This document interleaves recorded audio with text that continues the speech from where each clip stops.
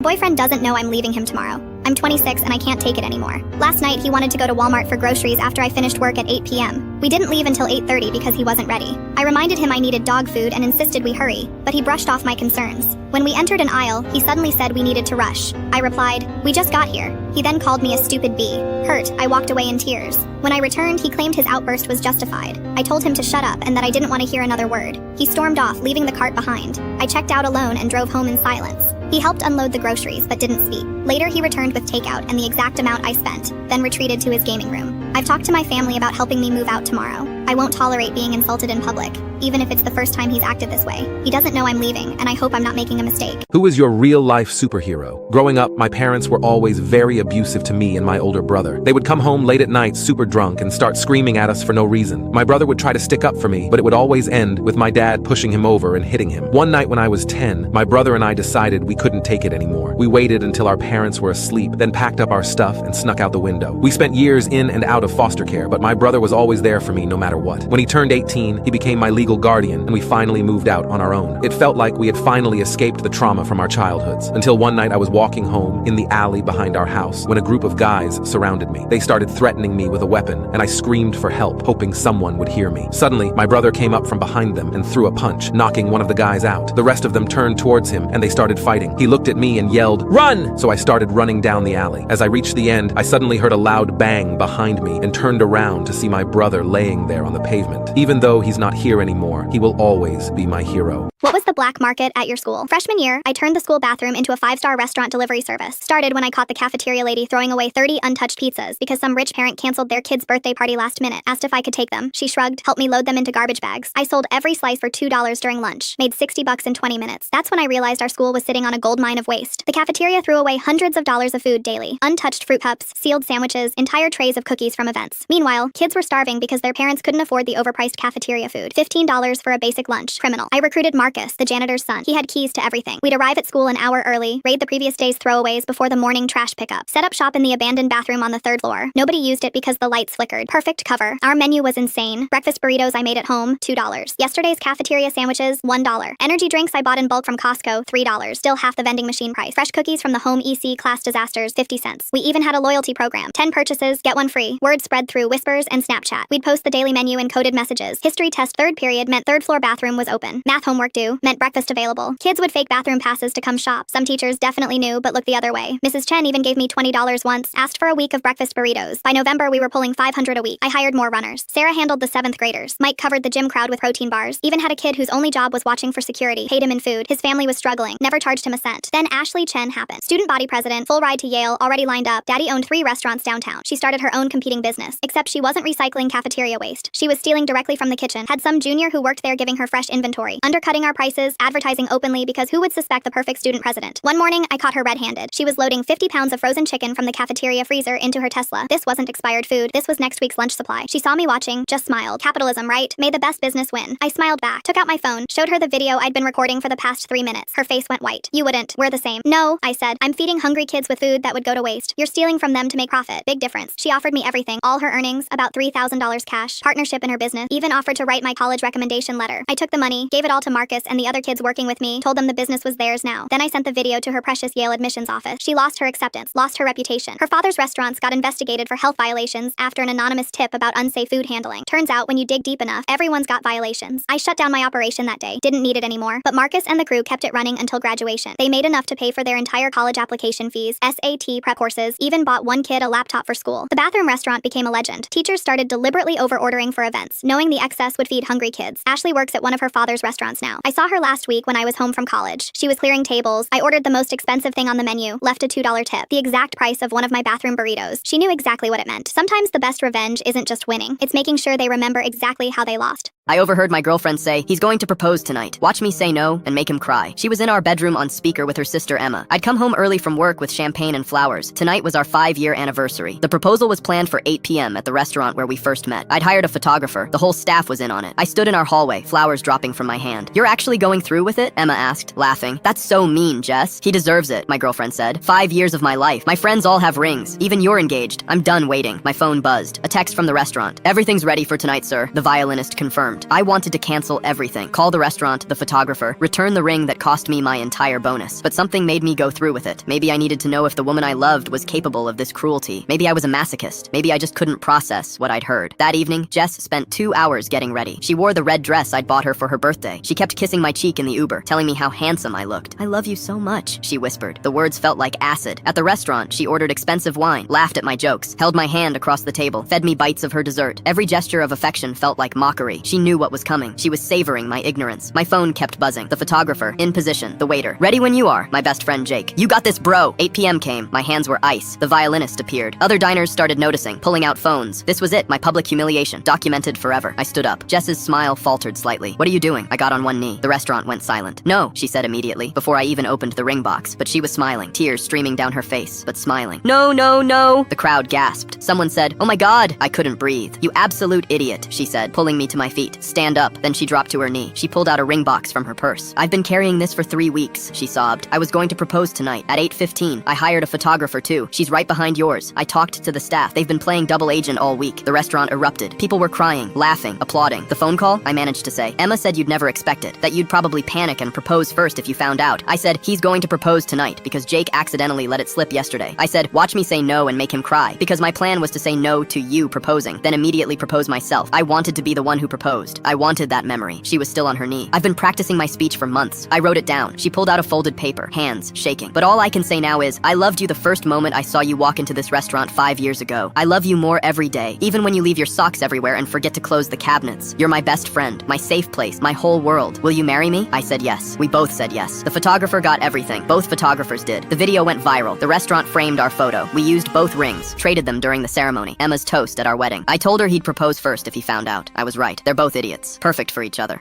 Your dad asked me to give you this when you turned 25, my mom said. He left when I was 2. The envelope had today's date on it. I'd spent 23 years hating a man I couldn't remember. My mom never talked about him except to say he wasn't ready to be a father, that he'd chosen himself over us, that some people just aren't built for responsibility. I built my entire identity around being nothing like him. Reliable, present, the kind of guy who shows up no matter what. Now my mom was handing me a sealed envelope with my name written in handwriting I didn't recognize, dated to match my 25th birthday exactly. He gave this to me the night he left, she said quietly. Made me promise not to open it. Made me promise to give it to you on this exact date. I stared at the envelope like it might explode. You've had this for 23 years and never mentioned it? She nodded slowly. Her hands were trembling. Looking back, I should have noticed that. Should have noticed her red, swollen eyes like she'd been crying for hours before I arrived. I took the envelope to my apartment, set it on my kitchen table, stared at it for 3 hours before I finally tore it open. Inside was a handwritten letter and a small brass key. The letter was dated the night he left. Son, if you're reading this, I kept my promise. I know you've spent your whole life thinking I abandoned you. I need you to know the truth. When you were 2 years old, I found out I was dying. Huntington's disease. The same thing that killed my father and grandfather before him. I watched them both deteriorate slowly. Watched them become hollow shells of themselves.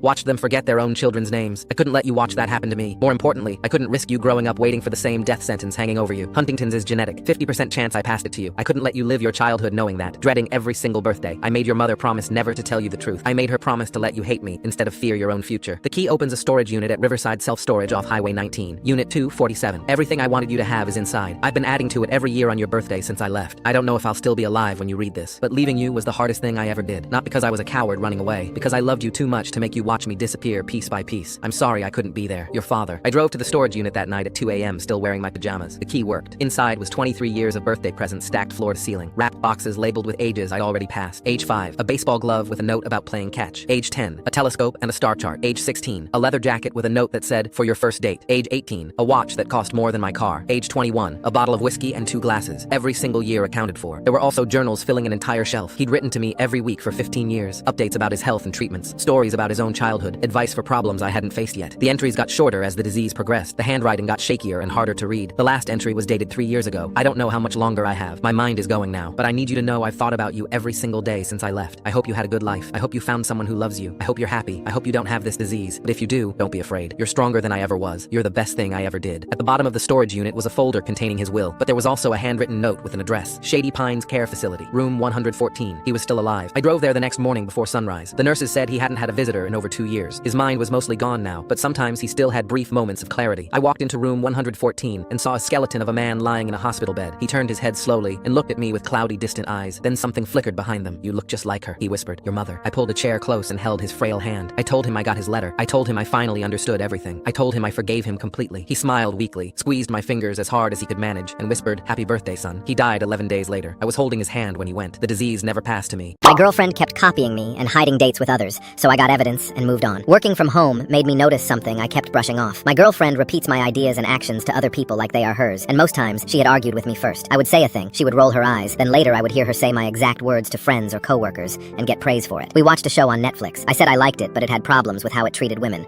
especially queer women. I'm bi, and I try to be careful with that stuff. She said I was too sensitive, and that's just how Hollywood is. The next day she was on a call telling her friends my exact points. Same phrases, same tone. They called her thoughtful. I stood in the hall and felt small. It kept happening. A book I was reading, a work tip I tested, a line I said in a tough meeting. She would argue with me in private, then repeat it to others like it was her own smart thought. Sometimes it slid into things I can actually do, and she cannot. I have a few skills I worked hard for. She would talk like she had done those things herself after watching me do them. The last straw was a dish I love and spent years perfecting. I cooked a huge batch so she could bring some to a work meeting. She told me she would brag about her talented boyfriend. That felt good. On Zoom, they raved about her cooking. She smiled, said thanks, and even said she had perfected the recipe. The most I got was a throwaway line that a friend helped with prep. I stood in the next room and felt my face get hot. I told her I heard it. She got defensive, then claimed she later told them the truth, but I didn't hear that part. I said it made me feel unseen, like pieces of me were being peeled off and worn like a mask. She cried, said she hates feeling like a failure, and said she was a terrible person. She apologized, but the talk shifted to her fear and shame and away from what she kept doing to me. After that, I heard her do it again. I didn't bring it up because I knew it would turn into the same loop. Then I read comments on my first post and looked up gaslighting and narcissistic traits. I realized the copying wasn't the whole problem. It was part of a bigger pattern. It clicked that I had been getting spun around on purpose. I started writing down events with dates and short quotes so I couldn't be talked out of what I saw. I also did light checking when chances came up. The biggest shock was learning she faked a crisis about my old living situation to push me to move in. I had been unsure and wanted more time. That fake emergency shoved me over the edge. It also pulled me away from my friends. I saw it for what it was once I had words for it. Small things lined up after that. She let me use her laptop. In her social media searches were her exes and girls from old apps, including people who know me. Messages showed flirty chats where she skipped saying she had a partner. I caught her trying to reconnect with a girl she talked to right before me. That woman blocked her and nuked most of her accounts after telling her off. Then, one of my girlfriend's friends messaged me by accident. We had met twice. She and my girlfriend had actually met on an app and gone on 3 dates early in my relationship. We compared timelines and texts. My girlfriend had told both of us different stories on the same days. There was even a thread where I asked why she felt cold, and she said it was just my anxiety making me read too much into it while she was texting me from her date. I kept collecting clean notes, times, screenshots, short quotes. I set up a backup place to stay. It was smaller and farther from work, but it was mine and safe. I packed a go bag and kept it in my closet. I waited for the first day I could sign. When that day came, I sat her down at the table. I told her I was done. She denied each point as I said it, so I put the receipts on the table one by one. The copied ideas, the stolen credit for my work and cooking, the fake crisis about my housing, the searches, the messages, the dates, the lines where she used my care as a prop. She froze, then tried a different play. She said none of it meant anything, and that she had a rough childhood and deep insecurity. I said everyone has issues, but they don't excuse harm. I said she doesn't get to use pain as a tool to control me. I told her the decision was made. I said she could keep the apartment for now, but there would be no more talks, no calls, no texts, no late night knocks. We would split bills until the move date, then I was gone. I had already signed for the new place. Move-in was November 1st. She tried to argue and cry at the same time. I didn't raise my voice. I told her I would leave the keys on the counter. I grabbed my go bag, my folder, and my jacket. I opened the door. She was still talking when I stepped into the hall. Now my friends are saying I'm overreacting for going no contact. Am I wrong? My son said his coach was like Vecna because he gets inside boys' heads and makes them do things they don't want to do. Hunter used to burst through the front door after practice talking a million miles an hour about drills and how Coach Clark said he had real potential. But 3 months into the season, he started coming home silent and going straight to his room without eating dinner. At his last game, I watched him flinch when Coach Clark put a hand on his shoulder, and when the coach leaned in close to whisper something in his ear, my son's whole face went blank like someone had turned off the lights behind his eyes. I watched Hunter's hands ball into fists at his sides, and I saw Coach Clark smile at whatever reaction he got before walking away. After the game, I found Hunter sitting alone on the curb in the parking lot, shaking so hard I could see it from 20 feet away. When I asked if he was okay, he just stared at the ground. Coach Clark just reminds me of Vecna sometimes because he gets inside our heads and makes us do things we don't want to do. I asked what kind of things, and Hunter's whole body went stiff. I can't tell you. He knows when someone is about to betray him. The clock is already ticking, and if I say anything else, we're both dead. I reached for his shoulder and he jerked away from me so violently he almost fell off the curb. I called the athletic director the next morning and said I needed to talk about Coach Clark immediately. "Let me stop you right there," he said before I could even finish my sentence. "Coach Clark is the best thing that ever happened to this program. Whatever your son told you is probably just growing pains." I told him something was seriously wrong and he actually laughed at me. "Clark has coached here for 15 years and nobody has ever had a single complaint. Your boy is probably just upset about playing time." I told him I wasn't talking about playing time, and his voice dropped to something that sounded like a threat. I'd be very careful about making accusations against a man with Coach Clark's reputation in this community. That kind of thing can ruin families. I've seen it happen. I hung up and tried talking to other parents, but they all said the same things about what a great mentor he was. One father grabbed my arm and told me to drop it if I knew what was good for my son. That night, I found Hunter hiding in his closet with his phone clutched to his chest like he was ready to die protecting it. He was shaking, covered in sweat, and he wouldn't look at me. Vecna sees everything. You need to stop asking questions before you make things worse for everyone. I pulled Hunter out of school the next day and drove him 3 towns over to a parking lot where absolutely no one would see us. I told him I believed something terrible was happening, and I needed to understand what was going on without the Stranger Things references so I could actually make it stop. He stared at me for a long time like he was waiting for me to disappear or turn into someone else. Then everything poured out at once. He makes us take pictures and videos. At first it seemed like no big deal, then it got worse and worse until he owned us completely. He makes us do things to each other while he watches and records it. He makes us bring him new kids or he releases what he has on us. He made me bring him my best friend, and I did it, Dad. I brought Ryan to him because I was too scared not to. Now Ryan won't even look at me. Hunter was choking on his own words, and I thought I might throw up right there in the parking lot. He showed me a video of a kid who tried to tell his parents 10 years ago. That kid offed himself after Clark sent everything to his whole school. Clark plays that video for all of us so we know exactly what happens when someone talks. He said he's untouchable because half the dads in this town went through the same thing when they were kids, and they'll never let anyone expose him because it would expose them too. I held my son while he fell apart in my arms, and I told him none of this was his fault, and I was going to burn that man's entire world to the ground, even if I had to burn down the whole town with it. I called the FBI that night because it took 3 months and 12 more boys coming forward before they finally raided his house and found over 2 decades worth of photos and videos. Coach Clark had been collecting victims since before I even moved to this town, and everyone who should have protected those kids had either looked the other way or had their own reasons to keep the monster fed. How did you realize your parents were toxic? I found out at my mom's funeral when I was 17, not during the service, after, when her phone kept buzzing in the purse they gave me with her belongings. I turned it on to silence it and saw the notifications, hundreds of them, all from an app I'd never heard of called Parent Vent. I opened it. It was like a private Reddit for parents to anonymously complain about their kids, except my mom wasn't anonymous. Her username was SarahMom2023, and her profile picture was from our last Christmas card. I started scrolling, 5 years of posts. The earliest one was from when I was 12. Daughter asked why I had wine at breakfast. Told her it's coffee. She's so gullible, LOL. But it got darker. There were posts about me failing my driver's test, about my first breakup, about the night I came out as bisexual. She'd written, now I have to pretend to be supportive at dinner while my husband and I cringe. Pray for me. 43 parents had commented with laughing emojis. The worst part? She'd posted photos. Me crying after a bad haircut in 8th grade with the caption, damage control. A screenshot of my therapy appointment confirmations with, so this is where our money goes. A picture of me sleeping with my retainer hanging out of my mouth tagged, puberty is terrifying. One post from 6 months ago said, caught her self-harming again. School counselor wants a meeting. Can I just not? So exhausting. I remembered that day. I'd finally worked up the courage to tell her I was struggling. She hugged me and promised we'd figure it out together. That same night, she posted about it like I was a burden she couldn't wait to mock online for sympathy points. I sat in the funeral home bathroom reading for 2 hours while people looked for me. There were 847 posts total, almost one every 3 days for 5 years. My entire teenage life documented and ridiculed for strangers. When I came out, people kept saying, your mom loved you so much. I wanted to scream. Instead, I stood up during the reception when everyone was sharing memories. I connected my phone to the funeral home TV and played a slideshow. Every single post, every photo, every cruel caption. The room went silent. Then my dad tried to grab the remote. My older brother called me a psycho. My grandmother started crying. But my mom's sister, Aunt Jen, she just stared at the screen with her hand over her mouth. The funeral director cut the power, but it was too late. Everyone had seen enough. My dad demanded I apologize for ruining the funeral. I looked him in the eyes and said, she ruined my life and documented it for entertainment. I'm just sharing her work. I grabbed mom's phone, her purse, and walked out. Haven't spoken to my dad or brother since, but Aunt Jen called me that night. She'd suspected something was off but never knew how bad it was. She helped me apply for emancipation, helped me get into therapy, actually listened. Turns out my mom had posted about Aunt Jen too, called her the nosy one who thinks she knows everything about parenting. When Jen read that post, she told me, your mom was my sister and I loved her, but love doesn't mean I have to pretend she wasn't cruel to you. You deserve better. I kept that phone for months. Sometimes I'd read through it when I felt guilty for not missing her more. Then one day, I factory reset it and donated it. I didn't need proof anymore. I knew the truth. Some people say you shouldn't speak ill of the dead, but the dead shouldn't have spent years speaking ill of the living. My parents voted me out of the family and replaced me with a stranger because they didn't like my SAT score. I came home early from a school trip and found a girl I'd never seen before, sleeping in my bed wearing my pajamas. My mom appeared in the doorway and called her down to breakfast using my name. When she saw me standing there, she didn't scream or look confused. She just sighed and said, you weren't supposed to be back until Sunday. My parents sat me down at the kitchen table and explained it like I was a dog being returned to the shelter. This is your replacement. We've been training her since she was 6 in case you didn't work out. And honey, you didn't work out. My SAT scores had come back, 1,280. They needed at least 1,400 for the plan to continue. She scored 1,560, Dad said proudly, gesturing to the girl with the perfect posture. She's everything we hoped you'd be. They showed me the spreadsheets. Every holiday, every birthday, every reunion, the whole extended family had been scoring us side by side. Aunt Carol gave her a 9 and me a 6 at Thanksgiving. Grandma said she had better posture. They took a vote at Easter, and it was unanimous, 14-0. I was out. I begged. I screamed. I threatened to call the police. Mom laughed. And tell them what? That your parents are sending you to live on your own at 17? That's not illegal, sweetheart. That's just disappointing. They packed my bags that night. Dad handed me $300 and said, this is more than you deserve, but we're not monsters. They changed changed the locks before I made it to the end of the driveway. I couch surfed for 2 months until I ran out of friends. I slept in my car when I could afford gas and at the shelter when I couldn't. I worked overnight shifts at a warehouse and took classes at community college during the day. I ate 1 meal a day and told myself it was a diet. Every time I started to get ahead, something knocked me back down. My car broke down. My laptop got stolen. I got sick and lost my job because I couldn't miss shifts for a doctor. I applied for financial aid and got rejected because my parents made too much money, even though I'd never see a cent of it. I called home once desperate and my mother answered. "I'm sorry, there's no one here by that name," she said cheerfully. "You must have the wrong number." She hung up while I sobbed in a gas station parking lot. I transferred to a state school on a scholarship I wrote 14 drafts to win. I graduated while working 30 hours a week. I started a company in my apartment with a laptop I bought at a pawn shop. I failed. I started another one. I failed again. I started a third one and it didn't fail. 7 years after my parents threw me away, my company got acquired for $42 million. I was in magazines. I was on podcasts. And then my parents showed up. They were waiting in the lobby of my office when I came back from lunch. Mom was crying. Dad was holding flowers. "We made a terrible mistake," Mom sobbed. "We were so focused on metrics that we couldn't see what really mattered. The replacement didn't work out," Dad added. "She scored well, but she had no drive, no ambition, no fire. She just did what she was told and waited for the next instruction. She failed out of college and moved back home, and now she just sits in her room all day. We should have seen that you were the one with real potential," Mom said, reaching for my hand. "The way you survived, the way you built all this from nothing. That's what we should have been measuring all along. We want you back. We want to be a family again." I let them finish. I let them grovel. I let them paint their beautiful picture of reconciliation and redemption. Then I said, "You voted me out. 14-0. Aunt Carol gave me a 6. Grandma said I had bad posture. You changed the locks before I made it to the end of the driveway. We were wrong. We know that now. You told me I was a disappointment. You gave me $300 and said it was more than I deserved. You pretended I didn't exist when I called begging for help. We can make it up to you. We can be a family again. Please." I smiled at them the way Mom used to smile at me when I failed a test. "I'm going to take a vote," I said. "Raise your hand if you think I should let you back into my life." They both raised their hands, hopeful. "That's 2. Unfortunately, the only vote that counts is mine." I pressed the button on my desk. "Security, please escort my guests out. They're not on the approved visitor list, and they never will be." Brianna found me online a year later. That was the replacement's real name. My parents went through 2 more girls before they ran out of money. None of us talked to them. All of us talked to each other.